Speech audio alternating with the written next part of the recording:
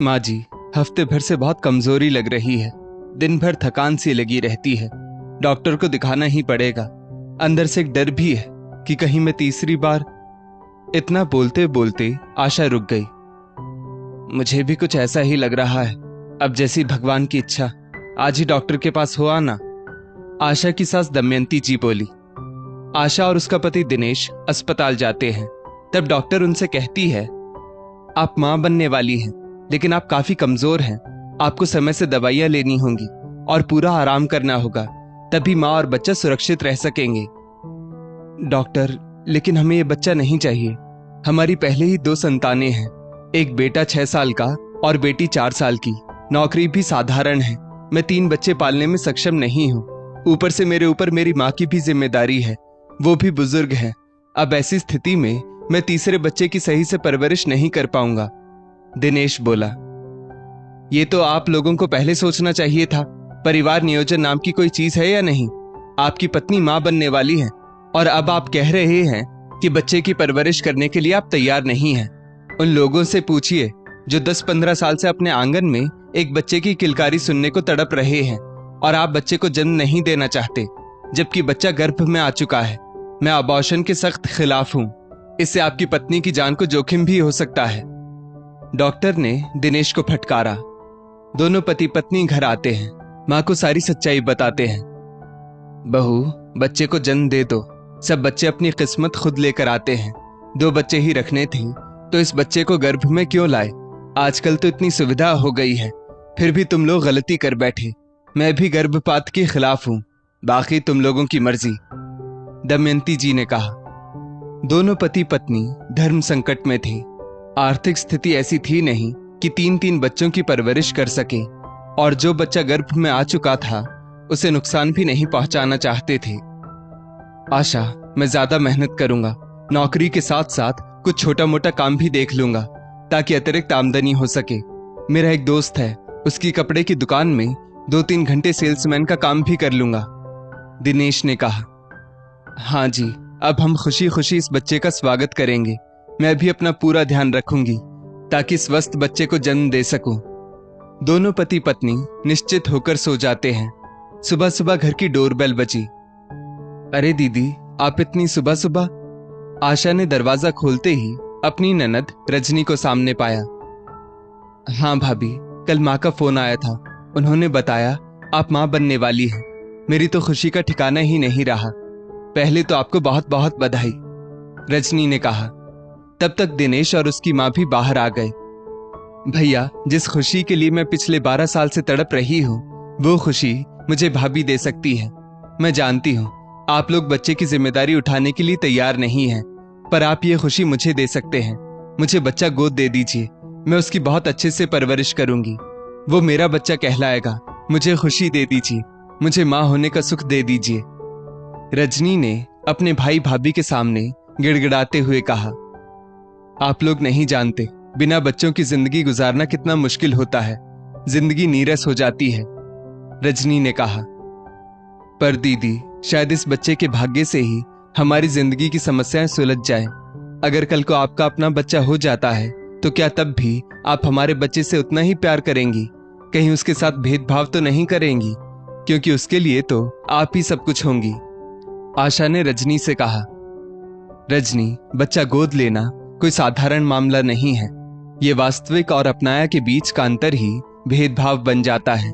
बड़ा दिल चाहिए किसी और का बच्चा पालने के लिए, दिनेश ने कहा। रजनी बहुत गिड़गिड़ाई। बहन को बच्चे का सुख देने के लिए पति पत्नी बच्चा गोद देने को राजी हो जाते हैं। रजनी ने अपनी भाभी का पूरा ध्यान रखा। उसके लिए घरेलू सहायिका का इंतजाम कर दिया। समय समय पर रूटीन चेकअप के लिए डॉक्टर के पास ले जाती। इस तरह पूरे 9 महीने होने पर आशा ने एक बेटी को जन्म दिया। रजनी और उसके पति रवि ने उसे अपना नाम दिया, पहचान दी। वो लोग बच्ची की अच्छी परवरिश करने लगे। उसकी मासूम हरकतों, मीठी बातों से वे बच्ची की तरफ खिंचने लगे। रजनी ने बच्ची को आशा और दिनेश को उसके मामा मामी बताया। इस तरह आशा और दिनेश बच्ची के मामा मामी बन गए। बच्ची के लिए तो रजनी सब कुछ थी। ऐसे ही दिन बीत रहे थे। बच्ची रूही 3 साल की हो गई, स्कूल जाने लगी। तभी रजनी के जीवन में दोबारा से खुशी ने दस्तक दी। वो मां बनने वाली थी, वो भी शादी के 15 साल बाद। ये किसी चमत्कार से कम नहीं था। सब बहुत खुश थे। रजनी ने एक बेटे को जन्म दिया। उसका परिवार कंप्लीट हो गया, एक बेटा और एक बेटी। साल भर बाद ही रजनी दोबारा से गर्भवती होती है। आराम के लिए रजनी मायके आई। आशा ने उसकी खूब सेवा की। 4 बच्चों को संभालना आशा के लिए आसान नहीं था, पर सब सही से हो गया। रजनी ने इस बार एक बेटी को जन्म दिया। अब परिवार में 2 बेटी और एक बेटा थे। आशा और दिनेश कुछ समय से महसूस कर रहे थे कि रजनी बड़ी बेटी रूही के प्रति लापरवाह होती जा रही है। रजनी का जब 3 महीने की नन्ही बच्ची को लेकर वापस ससुराल जाने का वक्त आ गया तो उसने आशा से कहा, भाभी, 3 बच्चों को संभालना मेरे लिए मुश्किल होगा। आप 2-4 महीने रूही को अपने पास ही रख लीजिए, बाद में हम आकर उसे ले जाएंगे, रजनी ने कहा। आशा को थोड़ा अजीब लगा, लेकिन स्थिति को देखते हुए उसने कहा, हाँ क्यों नहीं दीदी, रूही जब तक चाहे यहां रह सकती है, लेकिन हम उसके मामा मामी ही रहेंगे, आप ही उसकी मां कहलाएंगी। गर्मी की छुट्टियां भी बीत गई, स्कूल चालू हो गए, पर रजनी रूही को लेने नहीं आई। रूही रजनी को बहुत मिस करती और रोती रहती, पर आशा, दिनेश और बच्चे मिलकर उसे संभाल लेते। पर रूही के लिए तो रजनी ही उसकी मां थी, वही उसके लिए सब कुछ थी। पर अब रजनी की प्राथमिकता बदल चुकी थी। उसके लिए उसके अपने दोनों बच्चे ही सब कुछ थे, एक बेटा और एक बेटी, यही उसका पूरा परिवार था। रूही तो अब उसे बोझ लग रही थी, उसकी परवरिश उसे भारी लग रही थी। एक दिन आशा ने फोन पर रजनी से कहा, दीदी, आपको यहां से गए 6 महीने हो गए हैं। रूही आपको बहुत याद करती है, आपके पास वापस आना चाहती है। आप उसे लेने आ जाइए, या आप कहें तो हम ही उसे आपके पास ले आते हैं। ठीक है, अभी आप ही उसे यहां ले आइए, क्योंकि अभी मेरा आना तो मुश्किल है, रजनी ने कहा। आशा और दिनेश रूही को रजनी के घर छोड़कर आए। उसके बाद भाई बहन के आपसी संबंध पहले जैसे नहीं रहे। रजनी ना मायके आती और ना ही ज्यादा फोन करती। एक दिन दिनेश ऑफिस से आता है। आज वो कुछ उदास नजर आ रहा था। क्या हुआ, आप कुछ परेशान नजर आ रहे हैं, आशा ने पूछा। रूही को गोद देकर कहीं हमने गलती तो नहीं कर दी। रजनी के पड़ोसी अविनाश दुबे जी मेरे भी परिचित हैं। आज उनका फोन आया था, कह रहे थे रजनी बच्ची को अब मानसिक और शारीरिक रूप से परेशान करने लगी है। 3 बच्चों को संभालना उसके बस की बात नहीं है। रूही को पुराने स्कूल से निकालकर घर के पास के ही छोटे से स्कूल में एडमिशन करवा दिया है। छोटी सी बच्ची से घर के काम भी करवाती है। हर वक्त घर से चीखने चिल्लाने की आवाज आती है। रूही एकदम पतली दुबली हो गई है, चेहरे से एकदम उदास नजर आती है। क्या हमें अपनी बेटी को वापस ले आना चाहिए, दिनेश ने कहा। ऐसे कैसे बच्ची को वापस मांग सकते हैं? बच्ची रजनी को मां मानती है। शायद ये अविनाश जी की गलतफहमी होगी। ऐसा करते हैं, हम किसी बहाने से बिना बताए रजनी के घर जाते हैं। 2-4 दिन रुक कर आएंगे। रजनी के मन में क्या चल रहा है पता चल जाएगा, आशा ने कहा। अचानक से भाई भाभी को देखकर रजनी चौंक गई। आशा ने देखा रूही महज 7 साल की बच्ची बर्तन मांज रही थी। वो बहुत कमजोर लग रही थी, एकदम दुबली पतली, कुपोषित, चेहरा भी एकदम बेजान नजर आ रहा था। ऐसा लग रहा था मानो बच्ची को अच्छा खाने के साथ साथ प्यार भी नहीं मिल रहा। अरे रजनी, आज तो सोमवार है, तो रूही स्कूल क्यों नहीं गई? इस वक्त घर पर क्यों है? आशा ने पूछा। वो भाभी, आज मेरी आंख देर से खुली। रूही के स्कूल का टाइम निकल चुका था, फिर आज काम वाली भी नहीं आने वाली। सोचा रूही के घर पर रहने से मुझे मदद मिल जाएगी। मेरे लिए 3 बच्चों को संभालना मुश्किल हो रहा है।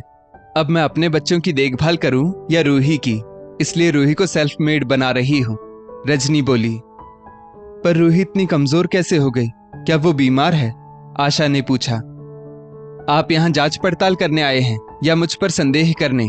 अब से आप ही संभाले अपनी बच्ची को, ले जाइए इसे यहाँ से, रजनी ने रूखे शब्दों में कहा। तुम ऐसा कैसे कह सकती हो? ये बच्ची तो तुमको ही सब कुछ मानती है, प्यार करती है तुमसे। तुम भी तो उसे कितना प्यार करती थी।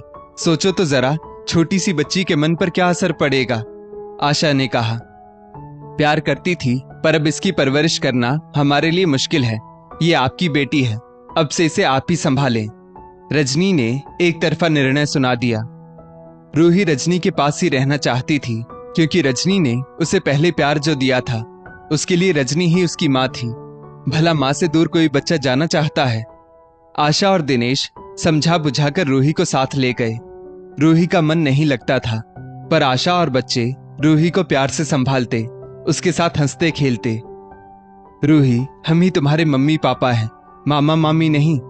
धीरे धीरे आशा ने रूही को समझाया।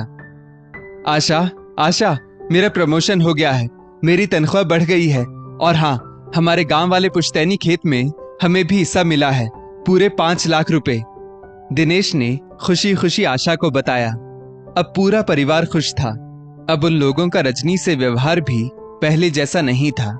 सारे बच्चे अच्छे स्कूल में पढ़ रहे थे, वहीं रजनी की आत्मा भी उसे धिक्कार रही थी, उसे चैन से जीने नहीं दे रही थी। दोस्तों, बच्चे को गोद लेने और देने से पहले अच्छे से सोच विचार कर लेना चाहिए, ताकि अपने फैसले पर बाद में पछताना ना पड़े, आपसी संबंध भी खराब ना हो। बच्चे की भावनाओं को समझे, वो कोई खिलौना नहीं है कि जब तक जी चाहा खेला फिर उठाकर फेंक दिया। इस स्टोरी को लेकर आपकी क्या राय है, नीचे कमेंट करके जरूर बताइएगा, और ऐसी ही और भी बेहतरीन वीडियोस के लिए हमारा पेज जरूर फॉलो करें। धन्यवाद।